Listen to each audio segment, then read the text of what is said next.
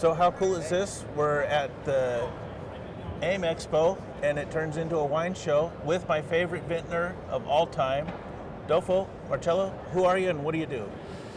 Hello. We happen to be here. I'm Marcello Doffo from Temecula, owner of Doffo Winery and Moto Doffo Collection. We came to see the show because we have a lot of things in common, motorcycles, of course. And here we are, trying to see new stuff and say hi to all the friends and people of the industry. The motorcycle industry is driven by passion. Making wine, at least good wine, is driven by passion. So you've combined these two passions into one.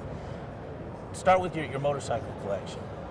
Well, it goes back till when I was 9 years old, when I saw the first Ducati 175, and it was like a very memorable moment to see a bike very colorful, and the passion began and never stopped because for me it was an impact, one of those things that happen when you're a child. So I came to the States, and little by little I always had a bike with me in my life. I'd never been without a motorcycle in my life. Then we got 2, then we got 4, and little by little now we have I will say a very decent collection, over 200 bikes, and most of the bikes are especially something that it has to do with what I could not have in my growing years. The bikes that I saw going by, and I always said, oh, I wish I could have that, or I wish I can afford that. So little by little, we put together a collection. Most of the bikes are single cylinder from late 40s to early 70s. This is what I like to focus on. And you're still riding and racing all the time, doing the Moto Giros and some of these big events? Oh, totally. I enjoy doing the Moto Giro Ditalia. I've been participating since 2004. And for the people that don't know, that's for pre-war bikes under 175 cc's? Right. And most of the people in the group that participate, they have those bikes from the time, totally restored in perfect running conditions. As a matter of fact, we also do the same thing for the last 14 years in California. So we have the Giro de California, and I happened to just finish it last week. How'd you do? You finished? Yes, it's 150 miles a day for 2 days, and interesting roads. This year we did it in the Santa Barbara Mountains, Paso Robles, Santa Barbara. They making wine up in that area? Yes, they do. They do. So I happen to be riding among the vineyards and enjoying good wines and good company. So that's the passion for the motorcycle. You've got 2 passions in life. Tell us about the passion for the wine and where that started.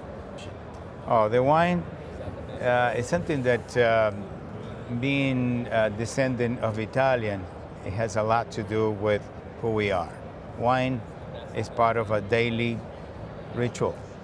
There is a meal with no wine is breakfast. This is our. So when I was a little boy, my job was to refill the bottle to take to the table. Wine was purchased in a jug, and my job was to bring a full bottle of wine to the table. Of course, had a little funnel, I tilt it, I taste a little bit, and then I take it to the table. Later on, I visited the family in Italy, and it just was something that I feel the need of try to make wine, to imitate what our family tradition was all about. Started with the kids, making wine at home. Second year, I did better. third year, we put them in a competition on the amateur homemade wine competition. We did really good. I got a silver medal. And then I go, I must be good at this. And we become making it commercially. Little by little, we learned the process.